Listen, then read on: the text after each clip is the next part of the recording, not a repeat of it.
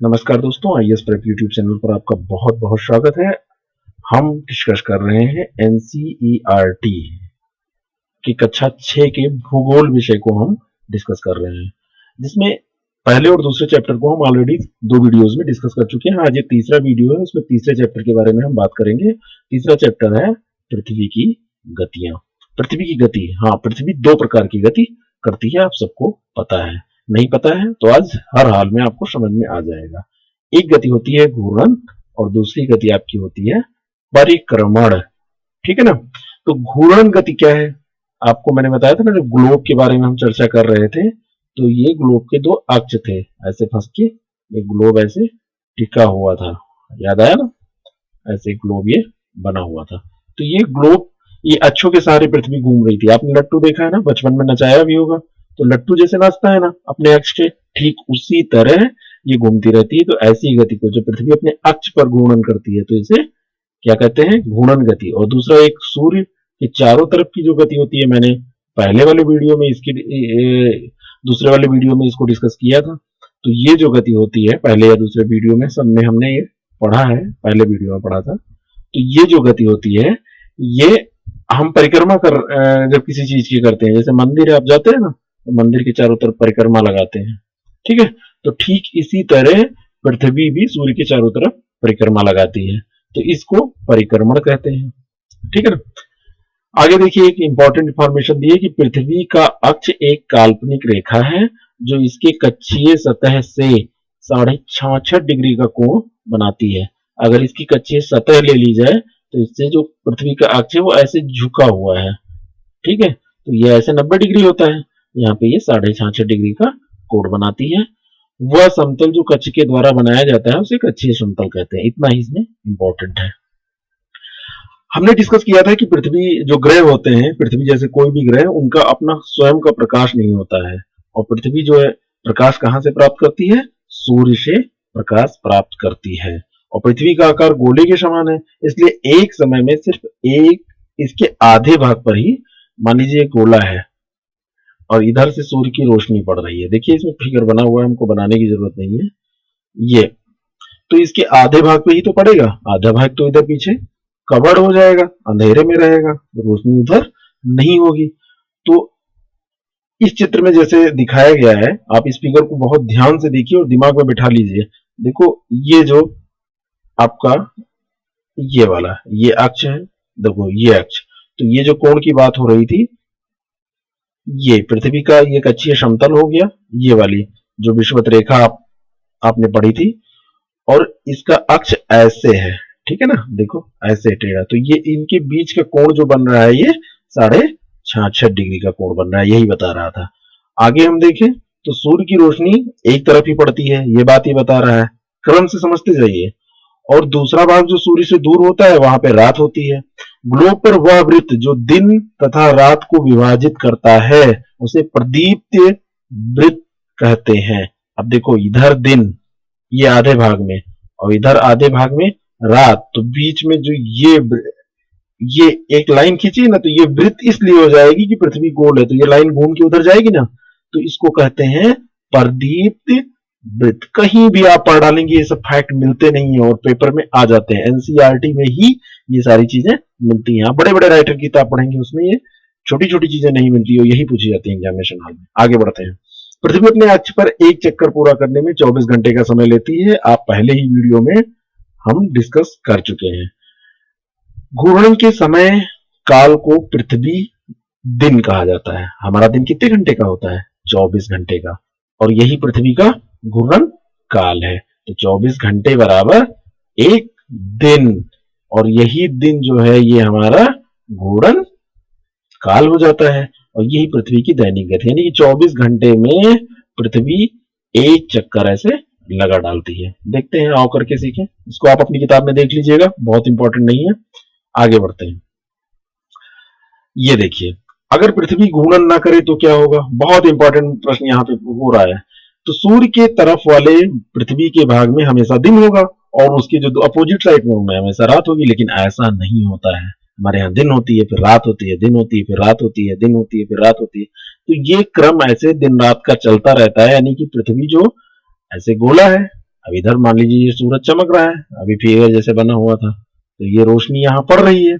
अब ये रोशनी ऐसे पड़ रही है तो आधे भाग में पड़ रही है, ठीक है ना। ये अब ये वाला फिगर आप देख लीजिए ना, फिर से देख लीजिए एक बार, ये ठीक है ना। और ये जो रोशनी पड़ रही है इधर तो दिन है, और इसके अपोजिट साइड में जो हिस्सा पड़ रहा है वहां पे रात है। ये जो वृत्त है इसी को प्रदीप वृत्त बोल रहे थे, यही मैं आपको समझाना चाहता हूं। तो इधर तो ये दिन हो जाएगा और इधर ये रात हो जाएगी। ये प्रदीप वृत्त है, दिन और रात वाले हिस्सों के दोनों के बीच में, दोनों को अलग करता है। अब अगर ऐसे ही सॉरी स्थिर हो जाए पृथ्वी तो क्या हो जाएगा, इधर हमेशा दिन रहेगा और इधर हमेशा रात रहेगी। तो ऐसा तो होता नहीं है। तो पृथ्वी की दूसरी गति जो सूर्य के चारों तरफ, चारों ओर कक्ष में होती है, उसे परिक्रमा कहा जाता है। अब दूसरी गति के बारे में आ जाए, ये देखिए सेंटर में हम सूर्य को ले लें, ये देखिए सूर्य है, ये आपका सूर्य है और ये पृथ्वी है। अब ये पृथ्वी चारों तरफ ऐसे गति कर रही है। ये ध्यान रखिएगा, ये जो गति होती है ये पश्चिम से पूर्व की ओर होती है। देखिए जितने भी तीर के निशान है ऐसे लगे हैं, कोई भी निशान ऐसे नहीं लगा है, तो ये गलत है, ठीक है। पश्चिम से पूर्व, ये भी एक प्रश्न पूछा जाता है कि कैसे गति करती है। अब ये सूर्य है, सूर्य के चारों तरफ ये गति करती है और ये समय कितना है 365 सही 1/4 दिन। तो सूर्य का एक चक्कर लगाने में कितना समय लेती है 365 सही 1/4 दिन। हम लोग यही जो 365 दिन होता है इसी को एक साल कहते हैं, लेकिन ये वास्तव में 365 दिन नहीं होता है। ये होता क्या है 365 सही 1/4 दिन। 1/4 दिन का मतलब 24 घंटे का दिन होता है। तो 1/4 दिन यानी 24 को 4 से हम भाग कर दें तो ये आ जाएगा 6 घंटे। तो वास्तव में होता है ये 365 दिन और 6 घंटे, ठीक है। यहीं से लीप ईयर का कंसेप्ट आता है मित्रों। 4 वर्ष में जब यही 6 घंटे इकट्ठे हो जाते हैं तो 6 यानी कि 6 चौ 24, तो एक दिन पूरा हो जाता है। तो प्रत्येक 4 साल पे 365 दिन तो ऐसे नॉर्मल ईयर में होते हैं, और ये जो 6 × 4 इकट्ठा हुआ तो ये हो गया कितना 24। यहां से कितना हो जाएगा, ये हो जाएगा 24 घंटा। तो ये कितना हो जाएगा एक दिन। तो ये जो एक दिन हो जाएगा इसको इसमें हम जोड़ दें तो ये हमारा 366 दिन हो जाता है। समझ में आ गई बात। तो हर चौथा वर्ष ये क्या होता है 366 दिन का। अब 366 दिन ये क्यों कर दिया जाता है, इसलिए कर दिया जाता है कि ये जो हमारा जितना भी गुणा गणित है वो सही रहे। ऐसा ना हो कि ऐसे तो एक एक दिन बढ़ते बढ़ते फिर एक सालों का अंतर आ जाएगा, तो हमारा समय, हमारा मौसम, हमारा सब कुछ गड़बड़ हो जाएगा, क्योंकि गति पे ही तो सब निर्भर करता है। अब देखिए जरा इसको समझते हैं, बहुत इंपॉर्टेंट है ये फिगर, बहुत इंपॉर्टेंट है। इससे मैं आपको भी दिखाऊंगा कितने प्रश्न बनते हैं। अब देखिए पृथ्वी घूम रही है सूर्य के चारों तरफ। अब एक समय ऐसा आता है जब पृथ्वी, ये देखिए झुकाव तो ये ऐसे ही रहेगा, उसमें तो कोई वो है नहीं, वो 66.5 डिग्री उसके जो तल है तल से झुकी, तल पर झुकी हुई है 66.5 डिग्री का कोण बनाते हुए। यहाँ पे कुछ डेट्स दी है वो बहुत इंपॉर्टेंट है। जैसे ये दी है 22 दिसंबर, थोड़ा सा ये कटा पिटा है लेकिन ये 22 दिसंबर है, मुझे बिल्कुल पता है। तो ये 22 दिसंबर और ये 21 जून। अब ऐसे समय में देखिए जब ये 22 दिसंबर होता है तो हम लोग ये जो पृथ्वी की स्थिति देख रहे हैं ऐसे होती है कि इसका जो पश्चिमी गोलार्ध है उस पे सूर्य की रोशनी पड़ रही होती है। पश्चिमी गोलार्ध पे सूर्य की रोशनी पड़ रही होती है। और जब यहाँ पे 21 जून आएंगे तो देखो पूर्वी गोलार्ध पे सूर्य की रोशनी पड़ रही होती है। ऐसे ही ये देखो 21 मार्च है और ये क्या है 23 सितंबर। अब ये जो स्थितियां हैं तो देखो यहाँ क्या हो रहा है, ये पूरा का पूरा 21 मार्च को, ठीक है ना, ये इधर साउथ हेमीस्फीयर पे रोशनी पड़ रही होती है और इधर नॉर्थ हेमीस्फीयर पे रोशनी पड़ रही होती है। अब जरा याद करिए कि हमारी स्थिति क्या है, हमारा भारत कहाँ है। तो अगर ये गोला है, पृथ्वी इसको मान ले, तो हमारा इंडिया अगर इसको विषुवत रेखा है ये, और ये देशांतर 0 डिग्री वाला है, तो हमारा इंडिया यहां पड़ता है। यानी कि उत्तरी गोलार्ध ये हो गया और इधर से भी ये पूर्वी गोलार्ध हो गया, यानी कि देशांतर की भी राइट में और विषुवत रेखा के उत्तर में। तो हमारे यहाँ जरा याद करिए कि दिसंबर में क्या स्थिति होती है, तो हमारी स्थिति कहीं यहाँ पड़ रही है, तो दिसंबर में क्या स्थिति होती है, हमारे यहाँ ठंडक होती है, क्योंकि देखो सूरज की रोशनी इधर पड़ रही है, हमारे यहाँ हमारी स्थिति यहाँ है, तो हमारे यहाँ सूरज की रोशनी कम है। अब जरा जून में आओ तो हमारी स्थिति कहीं यहाँ पड़ेगी ना ग्लोब में।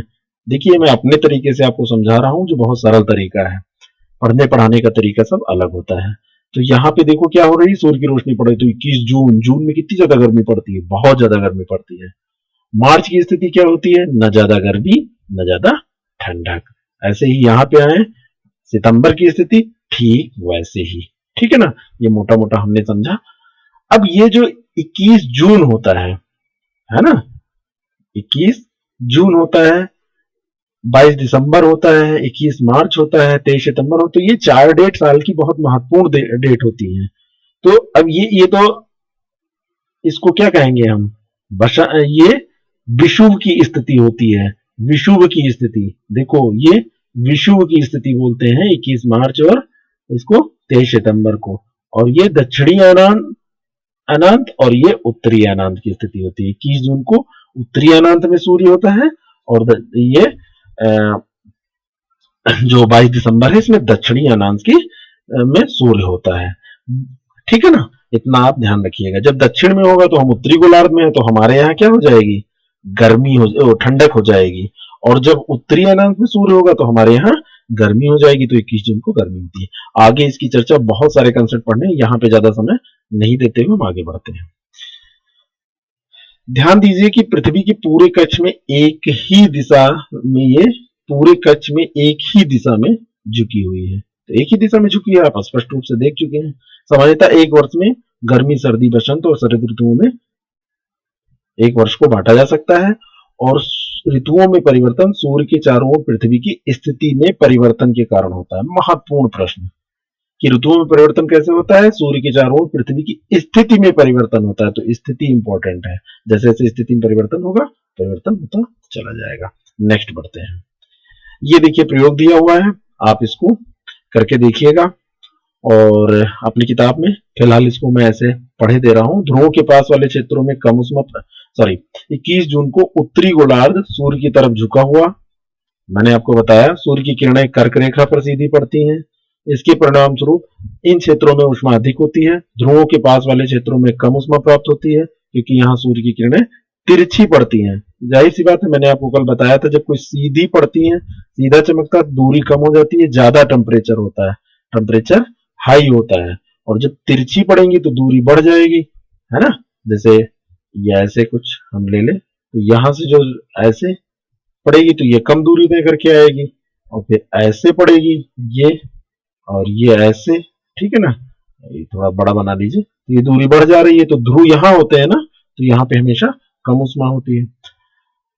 तो उत्तरी ध्रुव सूर्य की तरफ झुका होता है तथा उत्तरी ध्रुव रेखा के बाद वाले भाग पर 6 महीने का लगातार दिन होता है। क्योंकि उत्तरी गोलार्ध में बहुत बड़े भाग में सूर्य की रोशनी प्राप्त होती है, इसलिए विषुवत वृत्त के उत्तरी भाग में गर्मी का मौसम होता है, वही जो हमने डिस्कस किया है। और 21 जून को इन क्षेत्रों में सबसे लंबा दिन और सबसे छोटी रात होती है। देखिए ये इंपॉर्टेंट था, जो मैंने आपको कहा था कि आगे अभी पढ़ते हैं। और पृथ्वी की इस अवस्था को उत्तरी अयनांत कहते हैं। यानी कि जब 21 जून को सबसे लंबा दिन हमारे यहाँ होता है, सबसे छोटी रात होती है, तो इस अवस्था को उत्तरी अयनांत कहते हैं। अयनांत का आप तात्पर्य ये लगाइएगा कि इस समय उत्तरी गोलार्ध में सूर्य की स्थिति है। आगे बढ़ते हैं।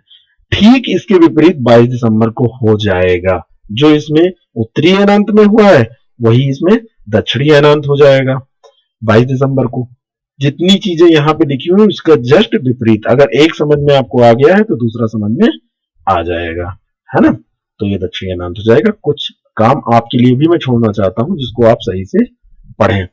21 मार्च और 23 सितंबर की स्थिति देखिए। 21 मार्च और 23 सितंबर को सूर्य की किरणें विषुवत वृत्त पर सीधी पड़ती। मैंने आपको बताया ना कि यहाँ पे देखो दूरी कितनी कम है, ये देखो सीधी पड़ रही है, ऐसे, है ना, सीधी पड़ रही है। इस कारण से यहां क्या होगा, इस अवस्था में कोई भी ध्रुव सूर्य की ओर झुका नहीं होता, इसलिए पूरी पृथ्वी पर रात दिन बराबर होते हैं और इसे विषुव कहते हैं। तो विषुव क्यों कहते हैं? यहाँ पे रात दिन बराबर होते हैं। 21 जून को उत्तरी गोलार्ध में सबसे बड़ा दिन, 22 दिसंबर को दक्षिणी गोलार्ध में सबसे बड़ा, है ना। देखिए ना, दक्षिणी गोलार्ध में लंबा दिन और छोटी रात होगी। यहाँ पे 21 मार्च और 23 सितंबर को पूरी पृथ्वी पर रात दिन बराबर होते हैं, क्योंकि कोई भी ऐसा यहाँ पे ध्रुव नहीं है जिसका झुकाव हो। किधर? विषुवत वृत्त पर सीधी किरणें पड़ेंगी और कोई भी ध्रुव सूर्य की ओर झुका हुआ नहीं पाया जाएगा। आते हैं 23 सितंबर को उत्तरी गोलार्ध में, है ना, शरद ऋतु होती है, जबकि दक्षिणी गोलार्ध में बसंत ऋतु होती है। 21 मार्च को इसकी विपरीत स्थिति। हर जगह ये, जैसे मैंने आपको 21 जून और 22 दिसंबर में बताया, ऐसे ये 23 सितंबर और 21 मार्च को हो जाएगा। आगे बढ़ते हैं। तो इस प्रकार ये हम जान गए कि पृथ्वी के घूर्णन और परिक्रमण के कारण दिन रात और ऋतुओं का परिवर्तन होता है। ठीक है ना। तो घूर्णन और परिवर्तन के कारण दिन रात तथा ऋतुओं का, तो घूर्णन के कारण दिन रात होता है, ये आप ध्यान रखिएगा, इसमें एक में मिला के दे दिया है। घूर्णन के कारण दिन रात, बहुत सही से याद कर लीजिएगा। और जब ऋतु परिवर्तन पूछा जाएगा तो परिक्रमण के कारण दिन रात। वैसे दोनों का सम्मिलित प्रभाव होता है, लेकिन मुख्य तौर पे ये कारक एक दूसरे सीधे जिम्मेदार है। आगे बढ़ते हैं। अब यहाँ पे देखिए प्रश्न है, ये प्रश्न आप करिएगा और आपके पास बुक जरूर होनी चाहिए। ये मत समझिएगा कि बुक आपको नहीं खरीदना है। हाँ ठीक है, यहाँ पे आप पढ़ रहे हैं, बढ़िया है, तो आप ये क्वेश्चन देख लीजिएगा। जैसे ये पूछ रहा है पृथ्वी के अक्ष का झुकाव का कोण क्या है। आगे मैं टेस्ट एक ऑर्गेनाइज कराऊंगा, उसमें ये सब क्वेश्चन रखूंगा। ये छोटे छोटे प्रश्न है और बहुत महत्वपूर्ण है। वीडियो आपको अच्छा लगा तो आप IAS प्रेप यूट्यूब चैनल को ज्यादा से ज्यादा प्रसारित करिए, वीडियो को शेयर करिए, लाइक करिए और एक दूसरे का सहयोग करिए। मैं बार बार यही कहता हूं, जो भी आपको समस्या हो, समस्याओं को आप कमेंट बॉक्स में लिखिए, उसको दूर किया जाएगा। अगर मुझसे कोई कहीं पे कमी रह जाती है, आप उसमें मदद करिए। और IAS प्रेप ग्रुप भी आप ज्वाइन कर सकते हैं, ये फेसबुक पे है, कई वीडियोस में मैंने लिंक दिया है। और आपके IAS प्रेप जो यूट्यूब चैनल है, उसमें जब आप उसका बैकग्राउंड देखेंगे तो उसमें राइट डाउन कॉर्नर पे राइट साइड में नीचे फेसबुक का लिंक भी दिया है, वहां क्लिक करके भी आप उस ग्रुप को ज्वाइन कर सकते हैं। आज के लिए बस इतना ही। बहुत बहुत धन्यवाद।